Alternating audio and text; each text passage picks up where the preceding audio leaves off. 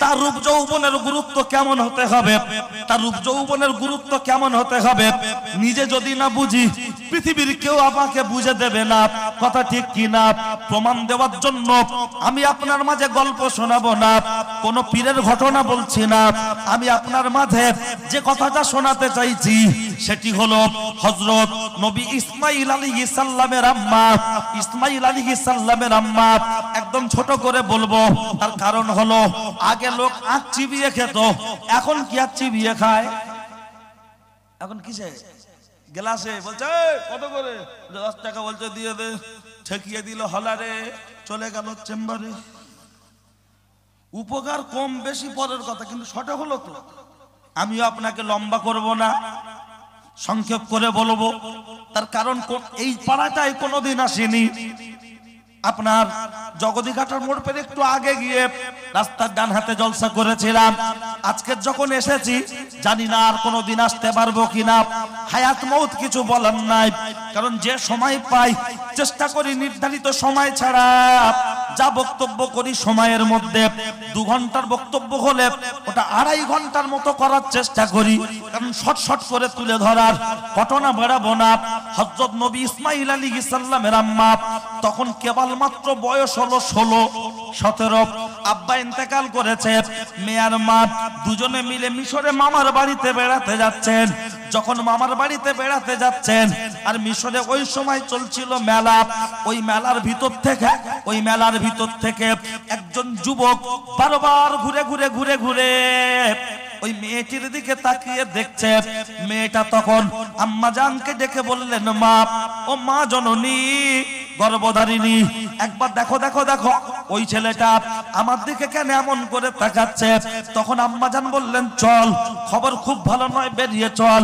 যখন টুকটুক করে বেরিয়ে চলে যাচ্ছে রে, মেয়ে বলছে, মা কি হলো? বলছে এখন বলবো না, বাড়ি চল। বাড়ি যখন গিয়েছে মা খুব কাঁদছে, জিজ্ঞাসা করছে, মা কি হয়েছে বলো? মেয়ে জিজ্ঞাসা করছে, মা কি হয়েছে বলো?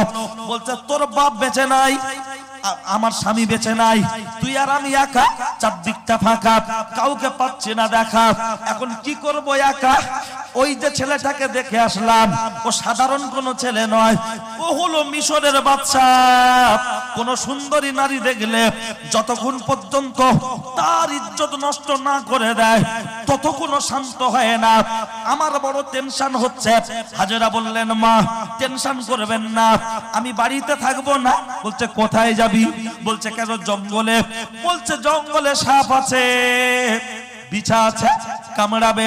তখন হাজেরা বললেন, মা সাপে কামড়াক, বিছায় কামড়াক, আমি জীবন দিতে রাজি আছি, কিন্তু জীবন্ত থাকা অবস্থায়, জীবদ্দশায় আমার রূপ যৌবন আমি নষ্ট হতে দেব না। আমার রূপ যৌবন কেবল মাত্র ভোগ করবে আমার স্বামী। একবার জোরে বলুন সুবহানাল্লাহ। মনের উদ্দেশ্যটা ভালো না খারাপ?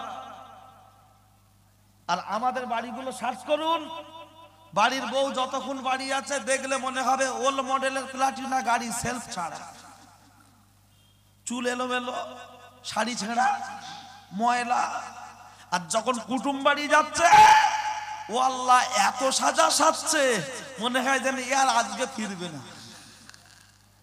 ও একেবারে যাচ্ছে। আর হাতে দেখবেন এরকম একটা ব্যাগ থাকে, এখন ব্যাগ আছে না নাই? ব্যাগ এরকম খুললে আবার আয়না, ওতে কি আছে? লিপস্টিক, ক্লিপ, টিপ, 3-4 রকম। ও আল্লাহ, হঠাৎ দেখছি আপনার চাপাড আলীর মোড়ের মাথায় ঝুমার মা গলির ভিতর থেকে খুলে,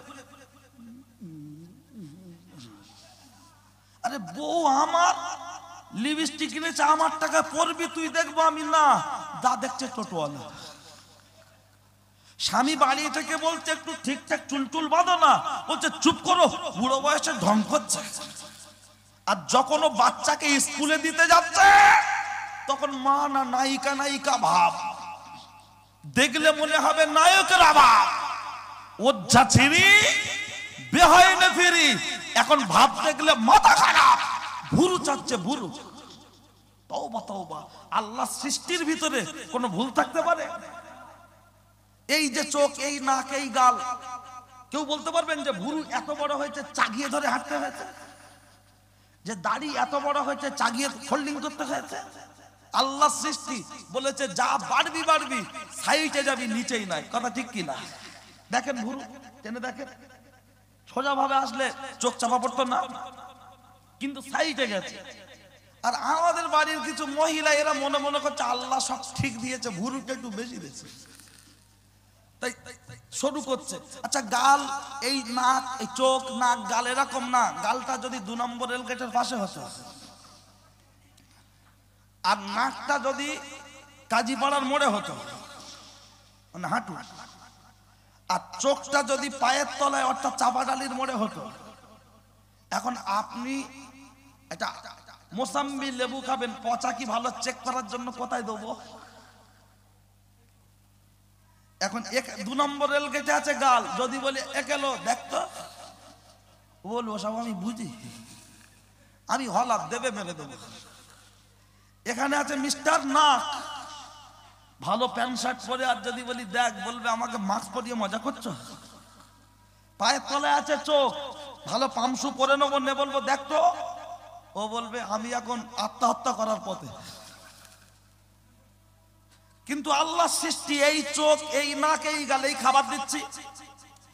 চোখ বলছে দাগ আছে, নাক বলছে এই দাগ থাকলেও পচা নেই, চুপ কর। হলার বলছে বুঝি না, মাল দিয়ে দাও। যেই খাবারটা ভিতরে দিচ্ছি, জিভ, একবার নেপাল থেকে পাকিস্তান জিভ পাক দিয়ে দিচ্ছে। খাবার যদি ঠিক থাকে তাহলে বাংলাদেশ চলে যাচ্ছে, আর খাবার যদি ডিসপুট হয়, জিভ বলবে ঠেলে দিচ্ছি, ঠোঁট বলবে চেপে ধর, হাত বলছে বেলচা রেডি, মাল বার কর। আল্লাহ বললেন লাকাদ খালাকনাল ইনসানা ফি আহসানি তাকবীম, আমি মানুষকে অতি উত্তম এবং সুন্দর করে বানিয়েছি। আর এ কলজা খেকোরা, এরা বলছে আল্লাহ সব ঠিক করেছে, যদি ভুরুটা না দিত ভালো হতো। তাই ভুরু চাচ্ছে, ভুরু এই শুরু করছে।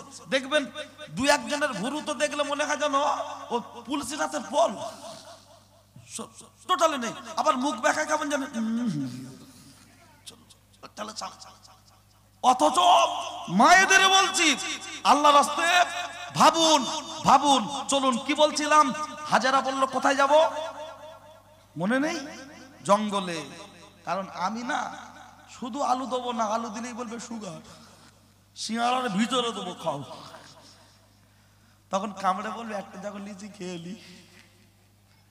আর ডাইরেক্ট যদি বলে আলু কষালাও, বলবে সুগার। চন্দ্রমুখে দিলি বলবে তাও সুগার, বুঝলেন? ওই জন্য ডাইরেক্ট দেবো না। চলেন আরো একবার তাকবীর দেবো, কারো জবান যেন বন্ধ না হয়। নারায়ে তাকবীর। এতগুলো মানুষ আমাদেরকে ভারত ছাড়া করবে বলছে, পাকিস্তান বাংলাদেশ পাঠাবে বলছে। কারা? মোটা ভাইরা, নাম বলবো না, অজু ভেঙে যাবে। এনআরসি করে তাড়িয়ে দেবে বলছে। কিন্তু স্বাধীনতা সংগ্রামে 63,000 মুসলমান রক্ত দিয়েছে। আবারও প্রয়োজন হয় দেশের জন্য রক্ত দেব, জীবন দেব। জন্মভূমির 1 ইঞ্চি মাটি গায়ে 1 ফোঁটা রক্ত থাকা অবস্থায় জন্মভূমির 1 ইঞ্চি মাটি আমরা ছাড়তে রাজি নয়। একটু জোরে বলুন নারায়ে তাকবীর। এই আওয়াজটা অন্তত চাওয়ালার দোকান পর্যন্ত পৌঁছাক। জায়গার নাম হিন্দুস্তান, যাব না বাংলাদেশ পাকিস্তান, এখানেই আমাদের জন্মস্থান, এটাই হবে আমাদের কবরস্থান। নারায়ে তাকবীর, নারায়ে তাকবীর। আমাদের কাগজপত্র সব আছে না নাই? সব আছে, কিন্তু নামের বানান ভুল নাকি? কাগজ সব আছে, নামের বানান ভুল। আসলে যারা ওইসব কাজগুলো করছে ওরা পড়ে চাকরি পায় না, মাল দিয়ে বেচে, মাল দিয়ে। আমরা বিএ পাস করে, এমএ পাস করে, বিএ ডিএলএড করে ঘুরছি, আর ও মাধ্যমিকে 2বার ফেল করে, উচ্চ মাধ্যমিকে ফেল করে, বিএ ক্যাজুয়ালে পাস করে, কোন রকম ডিএলএডটা করে মাসির ছেলে চাকরি করছে, ঠিক কিনা? ভালো করে লিখতেই পারে না, যোগাযোগে কোন রকম। মনে রাখুন, মাধ্যমিকের অ্যাডমিট দেওয়া হচ্ছে নাম সংশোধন করার জন্য, ক্যাপিটালে বড় বড় লেখা। ও কপাল ফাটা মাতাল, দেখে দেখে ভুল করছে। কি এরকম ভুল হয় না? আর কি বলবো, বেশি বললে আবার বলবে হুজুর মনে হয় রাজনীতির কথা বলবে। ঠিক আছে, আমরা বললি সমস্যা, দাঁড়িয়ে আছে না বলছে বলো, ওই জন্য না বাবা বেশি বলা যাবে না, চলেন। কি বলছিলাম? হ্যাঁ, তো ভাই ও বাবাজি, এই আসলে বলতে বলতে এক একটা কথা এসে যায়। এই যে আল্লাহু আকবার যে আমি বললাম, এটা একটা মিছিলের স্লোগান ছিল। মিছিলটা কে করেছিল জানেন? হযরত ওমর। কিন্তু কেন, কবে, যদি সময় হয় সম্ভব হয় বলবো। এই যে মেয়েদের টিপের কথা বলছিলাম, জীবনের প্রথম টিপ পড়লো কে? দেব, কোয়েল, পায়েল, প্রীতিজিনটা।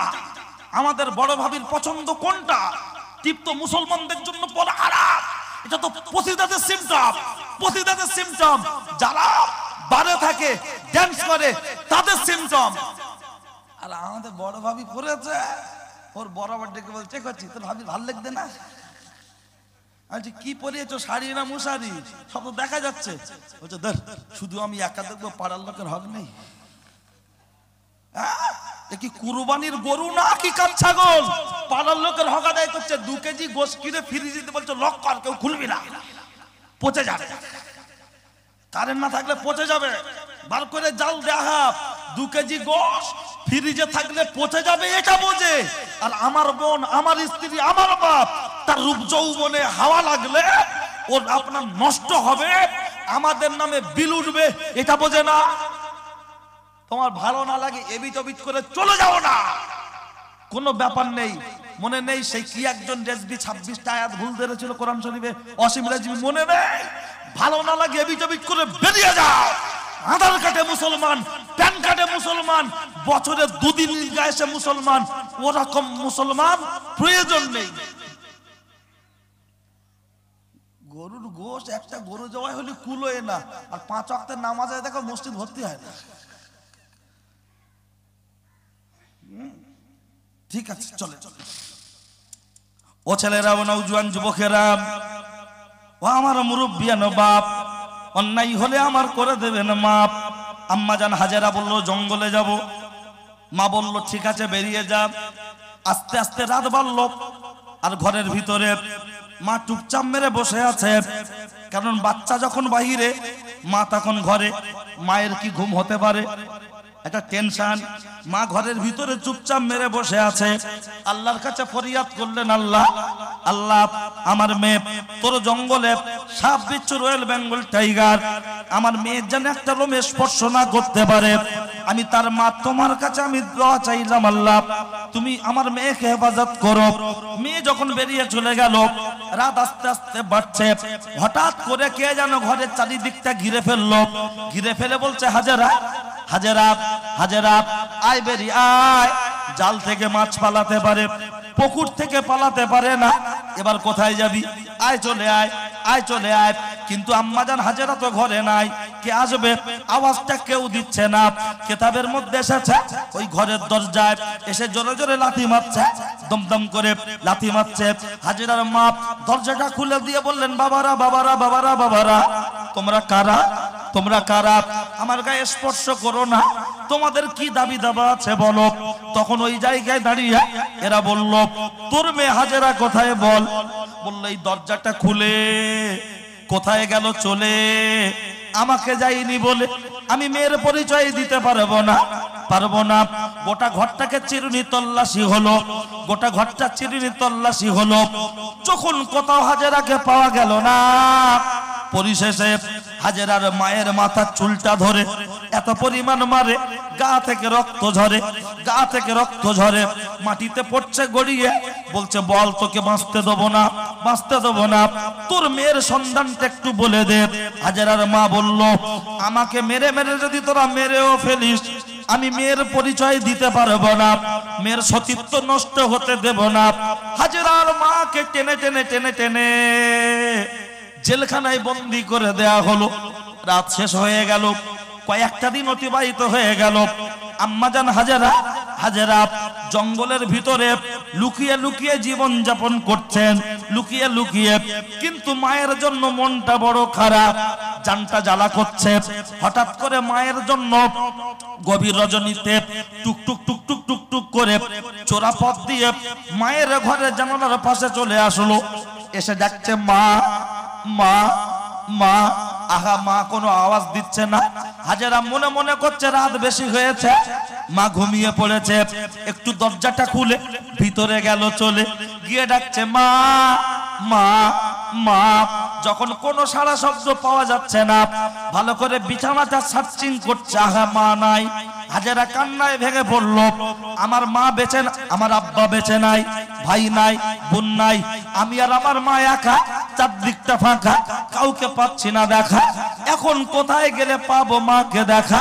বড় টেনশন হচ্ছে, চিন্তা হচ্ছে। কাঁদতে কাঁদতে মনে পড়ে গেল এই পাড়ার শেষে আমার মায়ের একজন বান্ধবী আছে, খালা, একটু তার কাছে যাই, যদি মায়ের সন্ধানটা পাই। কিতাবের মধ্যে এসেছে খালামার বাড়ির সামনে চলে গেল। খালামার বাড়ির সামনেতে গিয়ে জানালার পাশে দাঁড়িয়ে বলছে খালা খুলে দেবে দরজা জানালা।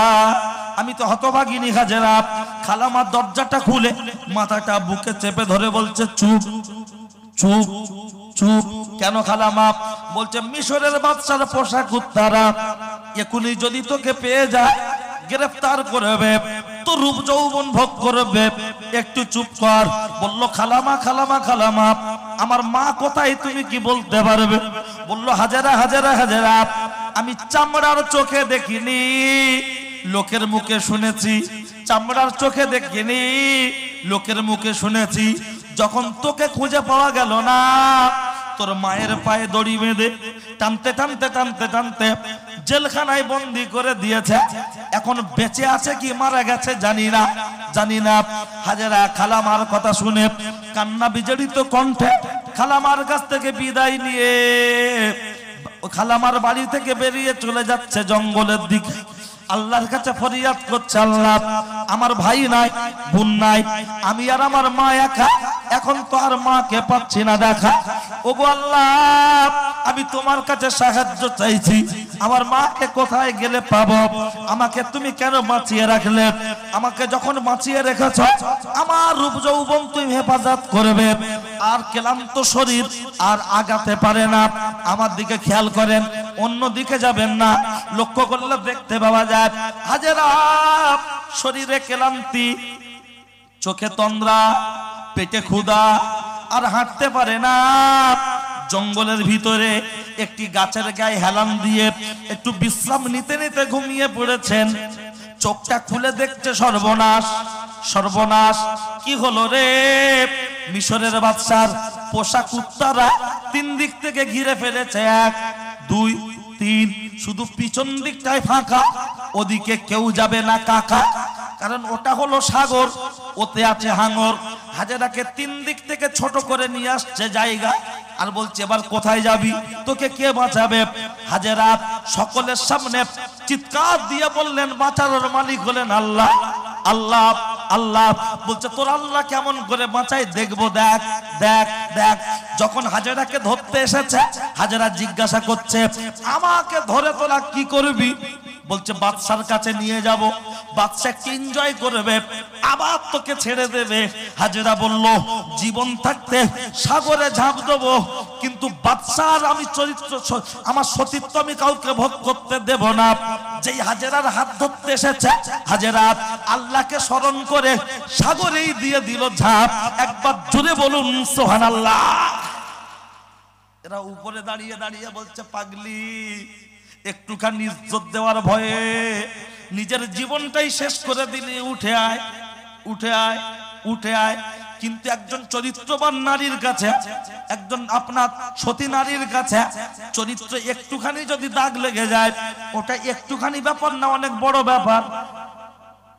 গাড়ি চোরা লিক হলে সিম্পল ব্যাপার, মোটরসাইকেল 4 চাকা চোরা লিক হলে 3 দিন 4 দিন পরে একবার হাওয়া দিলে আওয়াজ চলে, কিন্তু যখন একবারে চট করে বসে যায় তখন বলে খেল শেষ।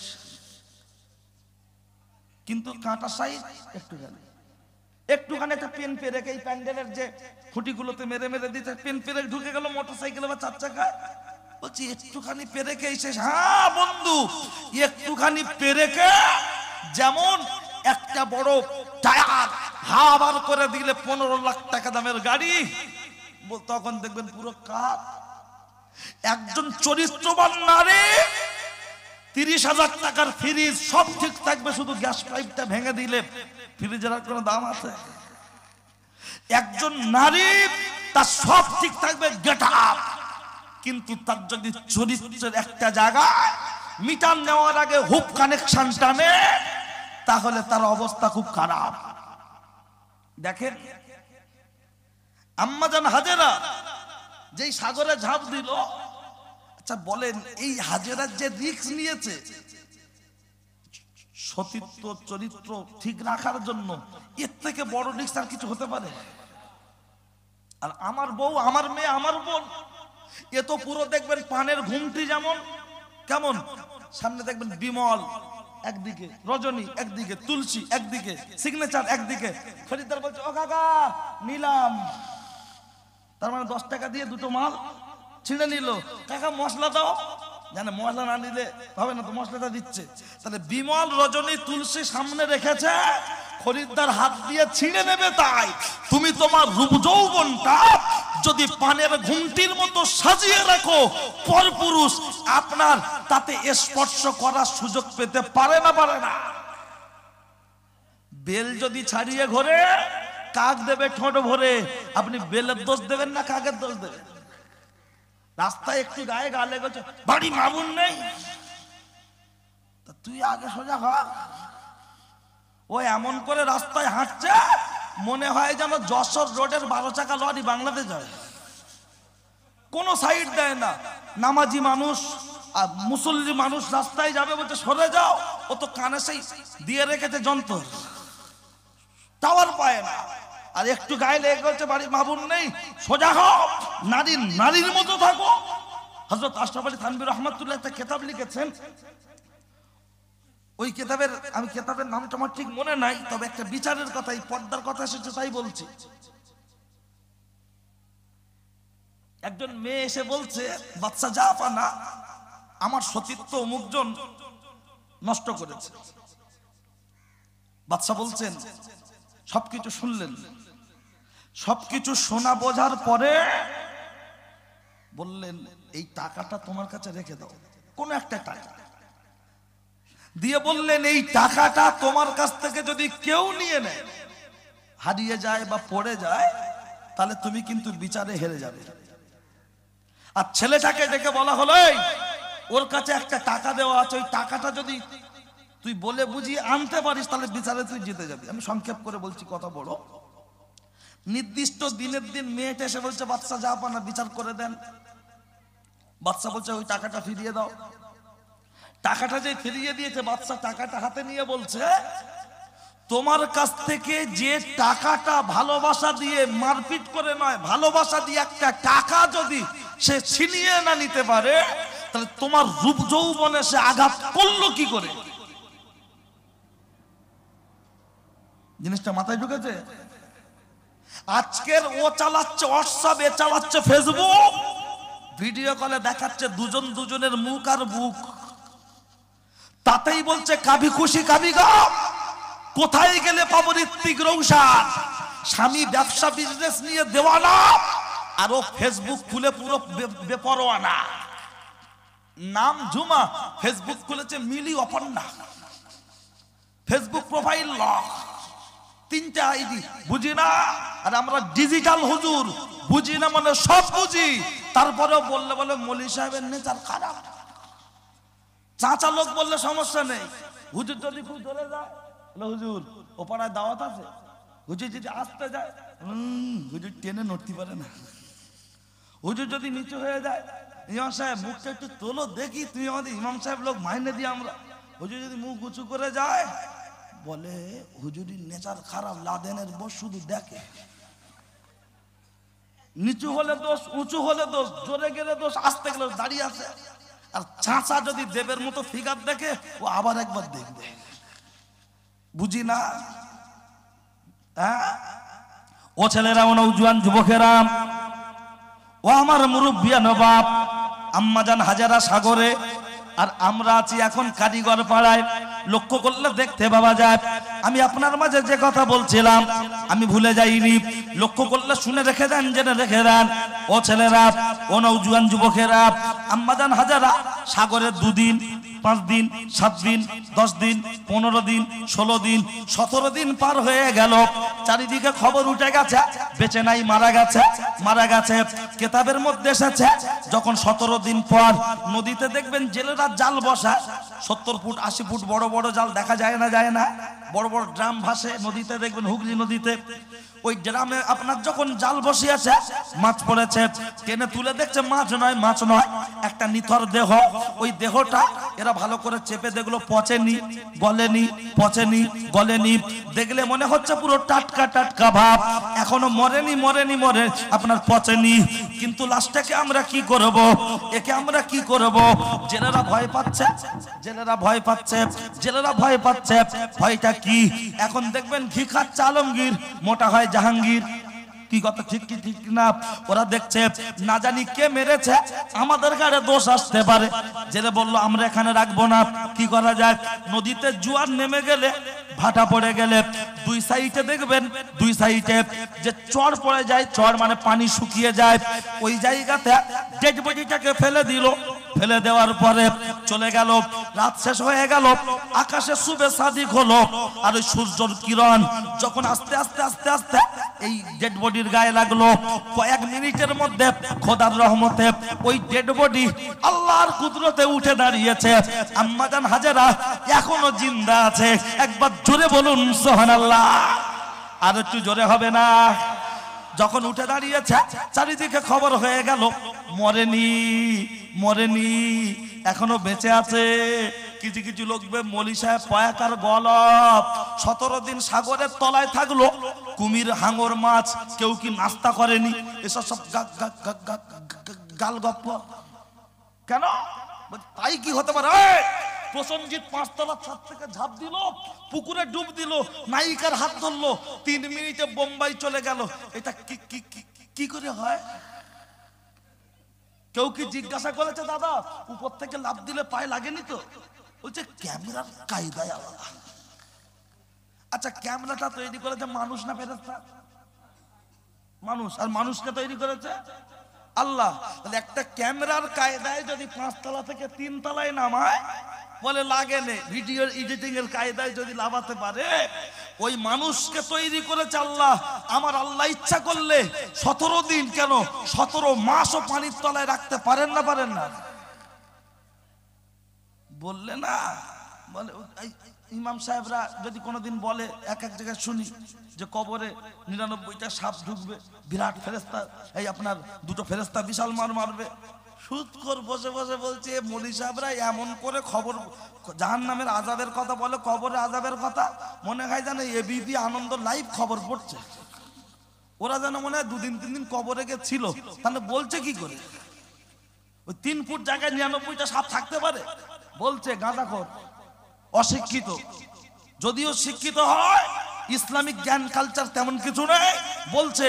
আর আমি আপনাকে বলছি, ব্রিগেডের মাঠে মিটিং হয়, ইডেনের মাঠে খেলা হয়, বারাসাত স্টেডিয়ামে খেলা হয়, এই মোবাইলের 6 ইঞ্চি ডিসপ্লে দেখা যাচ্ছে না? কেন? ব্রিগেডের মাঠের 5 লাখ দর্শক, ইডেনের মাঠের 50,000 দর্শক, বারাসাত স্টেডিয়ামের 5,000 দর্শক, এই 6 ইঞ্চি মোবাইলে কি করে দেখা যায়? বলে ওসব ইঞ্জিনিয়ারদের ব্যাপার। ইঞ্জিনিয়ার মানুষ না ফেরেশতা? মানুষ। আর মানুষকে তৈরি করেছে কে?